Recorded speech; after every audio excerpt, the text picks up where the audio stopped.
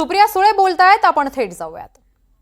क्षणाच मान्य आहे, या देशाला आणि आम्हाला मान्य नाही. ताई, पण आत्ताच पुन्हा एकदा भारतीय जनता पक्ष आता संविधान जागर यात्रा काढणार आहे.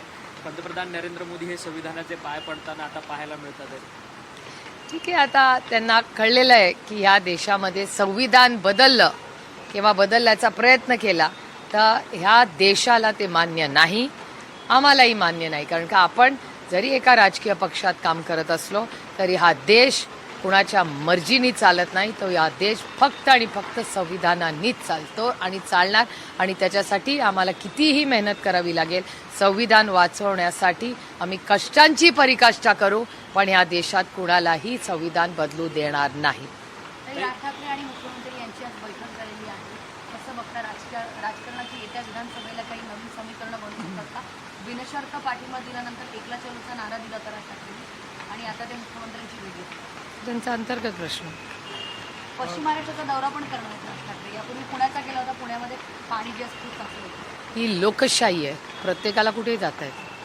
ताई, तुम्ही संसदेत खरं तर नाव बदलून एअर ट्रॅव्हलिंग केल्याच्या संदर्भात तुम्ही प्रश्न उपस्थित केलेला. हा संपूर्ण देशाला विघातक असा म्हणजे गुन्हा आहे. या सगळ्या संदर्भात लोकसभेने गांभीर्याने विचार केला पाहिजे.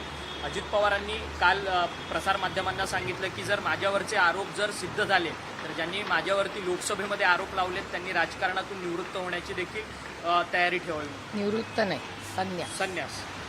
दोन्हीमध्ये अंतर आहे. एकतर मी आजपर्यंत, तुम्ही डेटा काढून बघा, मी आजपर्यंत कुणावरच कुठलाही आरोप केलेला नाही. मी 0 आवरमध्ये नाही, मी क्वेश्चन आवरमध्ये बोलले. पहिला मुद्दा. दुसरा मुद्दा की एक नवीन ॲप आहे, त्याचं नाव DG ॲप.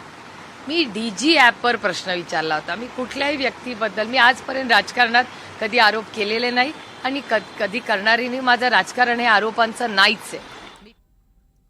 सुप्रिया सुळे माध्यमांशी बोलत होत्या. यावेळी देशमुखांच्या आरोपांचं पुढे काय झालं असा सवाल सुळेंनी विचारलेला आहे. त्यासोबतच सचिन वाझेचे आरोप प्लॅनिंगने केले असल्याचंही सुळे म्हणालेले आहेत.